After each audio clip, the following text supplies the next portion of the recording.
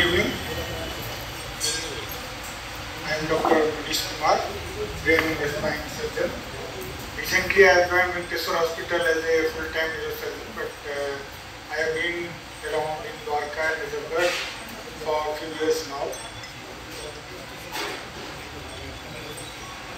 मैं आप लोगों को ब्रेन और स्पाइन सर्जरी के बारे में कोई बोरिंग कहानी नहीं सुनाऊंगा। मैं वो अच्छी कहानी सुनाऊंगा which I have lived and I feel it is interesting and thrilling. I feel I am lucky as a neurosurgeon because I have seen different phases of neurosurgery. Neurosurgery before CT scan, neurosurgery between CT scan and MRI, neurosurgery after MRI, and now neurosurgery when we are probably going to use robots very soon. I was doing MBBS at Madhya College in 1996 when our college got CT scan. उसके पहले भी because I was interested in neurosurgery, so I used to visit the department. उस समय medical theoretical discussion used to take the lead. 1.5 घंटे कम से कम discussion होता था, तब जाकर ये डिसाइड होता था कि प्रॉब्लम ब्रेन में किस तरफ है। साइड डिसाइड करने में 1.5 घंटे लगते थे। फिर सीटी स्कैन आया तो न्यूरोसर्जन्स चौड़े होकर घूमते थे कि कहाँ पर भाई पता चल गया, डिस्कशन की जरूरत नहीं। तो वहाँ से शुरू करके अभी हम कैसे आगे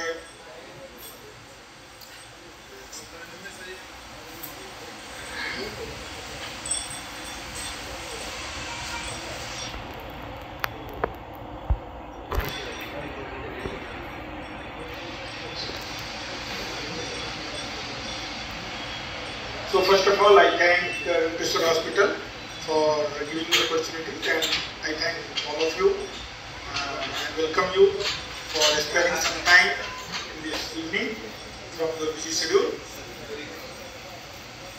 So neurosurgery is a challenging work. अभी मैं एक दोस्त से बात कर रहा था, he was just making fun of me कि तुम्हारे डिपार्टमेंट तो यही पता नहीं चलता कि सर्जरी के बाद पेशेंट ज़्यादा रुकेगा या सर्जरी के पहले। तो उन सब के लिए अलग से चर्चा करने की जरूरत नहीं है, हम सभी वो सब जी रहे हैं। हम सभी मेडिकल प्रोफेशनल हैं, तो हम सभी को पता है कि न्यूरोसर्जरी का मतलब क्या होता है। लेकिन जो टेक्निकली मैं थोड़ा ज़्यादा आपको बता सकता हूँ कि न्यूरोसर्जरी बाकी डिपार्टमेंट से थोड़ा डिफरेंट है, क्योंकि हमें थोड़ा मैग्निफिकेशन की जरूरत होती है, क्योंकि आंखों से चीज़ें ढंग से दिखलाई नहीं देती। और जब सर्जरी के लिए चीज़ें तैयार हो जाती है, ब्रेन फिर ढक जाता है, तो एक बार ब्रेन के अंदर में जाने के बाद पता नहीं चलता कि हम कहाँ हैं। तो जैसे अभी गूगल मैप हेल्पफुल है, वैसे ही हमारे लिए जो नेविगेशन या इस तरह के डिवाइसेस हैं वो हेल्पफुल है। उसके अलावा अच्छा एनेस्थीसिया और मॉडर्न मेडिसिन जो नॉर्मल ब्रेन को हेल्प करता है। तो एज आई टोल्ड कि मैं 1990 से अब तक का step wise I have seen and I am lucky that I have seen all this. तो ये सब चीज़ें जिसने हमें पिछले फ्यू डिकेड्स में हेल्प किया है बढ़ते हुए, मैं इन सब चीज़ों में ज़्यादा टाइम नहीं लगाऊंगा। मैं आपको यह बतलाना चाह रहा हूँ कि जो हमारा वेंकटेश्वर हॉस्पिटल है उसमें जो मॉडर्न न्यूरोसर्जरी के लिए ज़रूरी चीज़ें हैं वो तो है ही। अच्छा MRI है, माइक्रोस्कोप है, न्यूरो नेविगेशन है जिसकी वजह से हम सर्जरी करते हैं। CR में जो भी टेक्नोलॉजिकली ज़रूरी चीज़ें हैं वो सारी हैं। उसके अलावे जो what is my speciality, what I can do better than other neurosurgeons which is even unique to whole Delhi NCR, वो मैं आपको बतलाना चाहूँगा। उसमें से जो इम्पोर्टेंट बातें हैं वो ये न्यूरो एंडोस्कोप है जो मैं करता हूँ, रेगुलरली करता हूँ।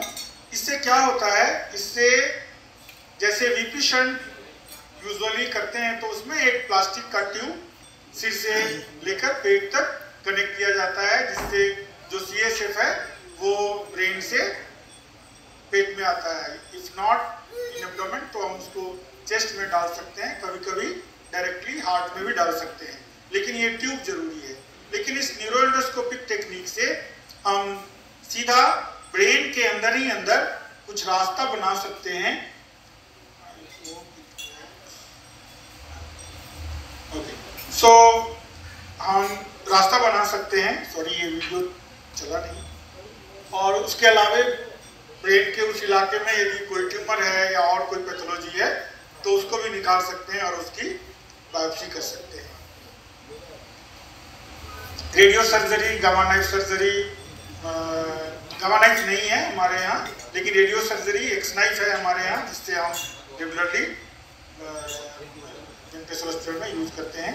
माइक्रोस्कोप है, न्यूरोवैस्कुलर इंटरवेंशन जिससे कॉइलिंग वगैरह होता है। उसके अलावे जो मैं करता हूँ वो है, जैसे ट्राइजेमिनल न्यूरेल्जिया के लिए माइक्रोवैस्कुलर डिकम्प्रेशन होता है।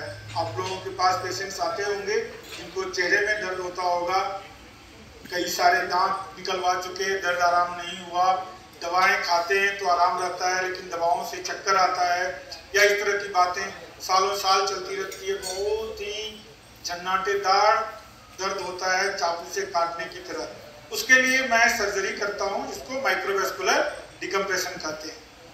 उसके अलावा मैं जो सर्जरी स्पेशली करता हूँ, जो ज़्यादातर न्यूरोसर्जन्स नहीं कर सकते हैं, नहीं कर पाते हैं, वो है सर्जरी फॉर एपिलेप्सी, जो ऑलमोस्ट 20% जो एपिलेप्सी के पेशेंट्स होते हैं वो नॉन ट्रीटेबल, मतलब मेडिसिन से वो कंट्रोल नहीं होते हैं। कभी कभी 5-5, 6-6 मेडिसिन फुल डोज में चलता रहता है, तब भी कंट्रोल में नहीं होता है। तो उसके लिए हम सर्जरी कर सकते हैं। ब्रेन के हिस्से, किस हिस्से में फोकस है